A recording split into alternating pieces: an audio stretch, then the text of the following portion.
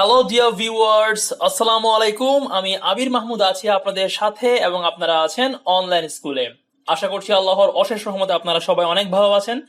গত ক্লাসে আমরা দেখেছি ভ্যারিয়েবল স্কোপ। আজকের ভিডিওতে আমরা দেখব কনস্ট্রাক্টর ওভারলোডিং কিংবা ওভারলোডেড কনস্ট্রাক্টর। আমরা এর আগে মেথড ওভারলোডিং দেখেছি। যারা ভিডিওটি দেখেননি তারা আগে ওইটা দেখে আসুন, তাহলে আজকের ভিডিওটা বুঝতে অনেক সহজ হবে। তো চলুন সরাসরি কোডে চলে যাই। অবশ্যই স্যার, অবশ্যই। এটা আমাদের গত ক্লাস ছিল যেখানে আমরা ভ্যারিয়েবল স্কোপ নিয়ে দেখেছিলাম। নতুন একটা প্রজেক্ট ক্রিয়েট করা যাক।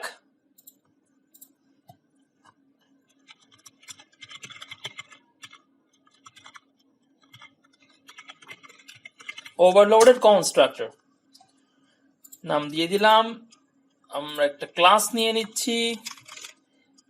অ্যাজ ইউজুয়াল আমি মেইন নামে নিলাম, আপনারা ইচ্ছা মতো নিতে পারেন, কোনো সমস্যা নাই। ওকে, এটা আমাদের মেইন মেথড। এখন আমরা আরো একটা ক্লাস নিব। আমি ক্লাসের নাম দিলাম এরিয়া। আমরা কিছু ক্ষেত্রফল বের করব, ঠিক আছে? সো আমি এই ক্লাসের মধ্যে প্রথমে কিছু গ্লোবাল ভেরিয়েবল নিয়ে নিই। ডাবল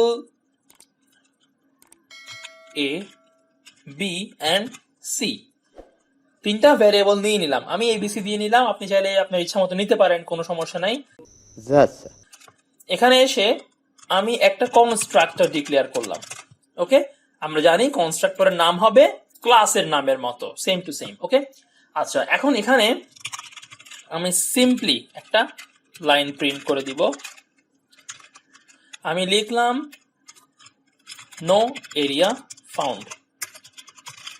ঠিক আছে, আমি এই কনস্ট্রাক্টরে কোনো এরিয়া বের করছি না, এখানে নো এরিয়া ফাউন্ড। আমি আরো একটা কনস্ট্রাক্টর নিব, এখানে এরর দেখাচ্ছে। এরর দেখানোটা খুবই স্বাভাবিক, কারণ আমি একই ভাবে সেম দুইটা মেথড ইউজ করতে পারবো না, আমাকে চেঞ্জ করতে হবে কোনো কিছু, কারণ এখানে মেথডটা কি হচ্ছে, ডুপ্লিকেট হয়ে যাচ্ছে। একই জিনিস দুইবার ইউজ করা যাবে না।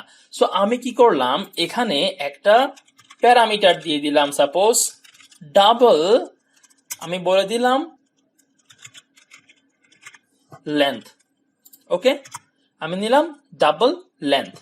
এখন এখানে লেন্থের মধ্যে আমি বর্গক্ষেত্রের ক্ষেত্রফলটা বের করব। সো আমরা জানি বর্গক্ষেত্রের ক্ষেত্রফলের সূত্র কি, আমরা একটু স্কুলের দিনে ফিরে যাই।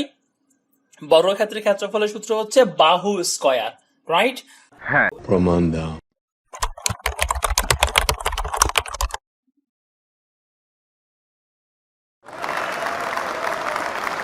সো আমি এখানে ধরুন এই জায়গাতে আমি এরিয়া নামে একটা ভ্যারিয়েবল নিই, ঠিক আছে? এরিয়া নিই। সো আমি এখানে লিখলাম area is equal to length, LENGTH, okay, length into length. ঠিক আছে, তাহলে যেই লেন্থ ভ্যারিয়েবলটা এখানে আছে সেখানে একটা ভ্যালু এসে ঢুকবে, দেন সেটাকে আমি স্কয়ার করে দিলে এরিয়া পেয়ে যাচ্ছি। তো আমি এখানে লিখলাম area of square is plus area. ঠিক আছে, এখন কোনো এরর কেন দেখাচ্ছে না? কারণ এখানে যে কনস্ট্রাক্টর আছে সেখানে কোনো প্যারামিটার নাই, বাট এই যে কনস্ট্রাক্টরটা এখানে একটা প্যারামিটার আছে। এটাই হচ্ছে কনস্ট্রাক্টর ওভারলোডিং।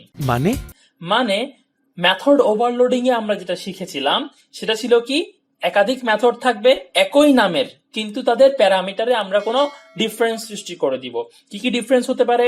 ডিফারেন্স হতে পারে তাদের নাম্বার অফ প্যারামিটারে, আবার হতে পারে টাইপ অফ প্যারামিটারে। ঠিক আছে, আমি এখানে নাম্বার অফ প্যারামিটার একটা ডিফারেন্ট তৈরি করে দিলাম। কিরকম? এই যে কনস্ট্রাক্টরটা আছে সেখানে কিন্তু কোনো প্যারামিটার নাই, তার মানে 0 প্যারামিটার, বাট এখানে একটা আছে। এখন যদি আমি আরো আরেকটা এরিয়া নিই, দেখুন এখানে আমি দিলাম দুইটা, ধরুন একটা হাইট আর একটা উইডথ। ব্যাস, তাহলে হাইট ইনটু উইডথ যদি করা হয় সেটা কিসের ক্ষেত্রফল বের হয়? এটা একটা সুন্দর প্রশ্ন আপনার, আসলে খুব টেকনিক্যাল প্রশ্ন। আচ্ছা বলো। আয়তক্ষেত্রের ক্ষেত্রফল বের হয়, রাইট? এ আমি কিছুতেই মেনে নিতে পারবো না। ফাজিলের মতো কথা বলবা না, তুমি অতিরিক্ত ফাজিল।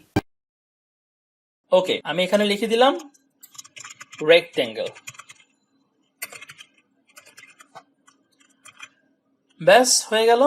তাহলে এখানে কোনো প্যারামিটার নাই, এখানে আছে একটা, এখানে আছে দুইটা। সো যখন কোনো প্যারামিটার থাকে না কনস্ট্রাক্টরে, ওটাকে বলে ডিফল্ট কনস্ট্রাক্টর। ঠিক আছে, দেন এখানে একটা প্যারামিটার আছে, এখানে আছে দুইটা। সো এটাই হচ্ছে কনস্ট্রাক্টর ওভারলোডিং কিংবা ওভারলোডেড কনস্ট্রাক্টর। এবার চলে আসি মেইনে। মেইন মেথড থেকে যেহেতু প্রোগ্রামটা রান হবে, এবং কনস্ট্রাক্টর কখন রান হয়, যখন এই ক্লাসের একটা অবজেক্ট ডিক্লেয়ার করা হবে। সো আমি যদি এরিয়া ক্লাসের একটা অবজেক্ট ডিক্লেয়ার করি, OB1 দিলাম suppose, is equal to new area. ঠিক আছে, তাহলে একটা অবজেক্ট ক্রিয়েট হয়ে গেল। এখন প্রশ্ন হচ্ছে, অবজেক্ট তো ক্রিয়েট করলাম, বাট আমার কনস্ট্রাক্টর তো এখানে তিনটা, সো কোনটা কল হবে? খেয়াল করে দেখুন, আমি যখন অবজেক্টটা ডিক্লেয়ার করছি, আমি তখন কোনো প্যারামিটার এখানে নিচ্ছি না, এটা খালি। যখন এটা খালি, তার মানে যেই কনস্ট্রাক্টরটা ডিফল্ট, মানে কোনো প্যারামিটার নাই, খালি, সেইটা কল হবে। সো প্রোগ্রামটা রান করে দেখা যাক। মেইনে এসে আমরা রান করলাম, দেখুন নো এরিয়া ফাউন্ড দেখাচ্ছে। তার মানে এখানে কনস্ট্রাক্টর কোনটা কল হয়েছে? যেখানে কোনো প্যারামিটার নাই, ডিফল্ট কনস্ট্রাক্টর যেটা সেটা, কারণ আমি অবজেক্ট কল করার সময় কোনো প্যারামিটার পাস করিনি। তাও সত্য। এখন খেয়াল করুন, যদি আমি এখানে একটা প্যারামিটার পাস করি, আমি একটা ভ্যালু পাঠিয়ে দিলাম, সাপোজ 4.5, অবজেক্ট নাম দিলাম 2, OB2। এখন ডিফল্ট কনস্ট্রাক্টরটা যেটা আছে সেটা কল হবে, এবং যেই কনস্ট্রাক্টরে একটা প্যারামিটার আছে সেটা কল হবে। চলুন রান করে দেখা যাক। দেখুন নো এরিয়া ফাউন্ড প্রথমটা কল হচ্ছে, এবং এরপরে স্কয়ার একটা কল হচ্ছে, এরিয়া অফ স্কয়ার, যেখানে প্যারামিটার ছিল একটা, সেটা কল হয়েছে। এখন যদি আমি দুইটা পাঠাই, OB3 দিয়ে, আমি একটা দিলাম 5.5 আর একটা দিলাম 7.8। সো এখন দেখুন তিনটা কল হলো। প্রথমটা ডিফল্ট কনস্ট্রাক্টর, তারপরটা স্কয়ারেরটা যেখানে প্যারামিটার ছিল একটা, তারপর রেক্টেঙ্গেলেরটা যেখানে প্যারামিটার ছিল দুইটা। সো এটাই হচ্ছে কনস্ট্রাক্টর ওভারলোডিং কিংবা ওভারলোডেড কনস্ট্রাক্টর। আশা করছি আপনারা ক্লিয়ারলি বুঝতে পেরেছেন। যদি আমার চ্যানেল নতুন হয়ে থাকেন তাহলে প্লিজ সাবস্ক্রাইব মাই চ্যানেল। তো বিদায় নিব আজকের জন্য। বন্ধু কোথায় যাচ্ছ? ফাজিল থাপড়ে দাঁত ফেলে দেওয়া দরকার। ভালো থাকবেন সবাই। আসসালামু আলাইকুম, আল্লাহ হাফেজ।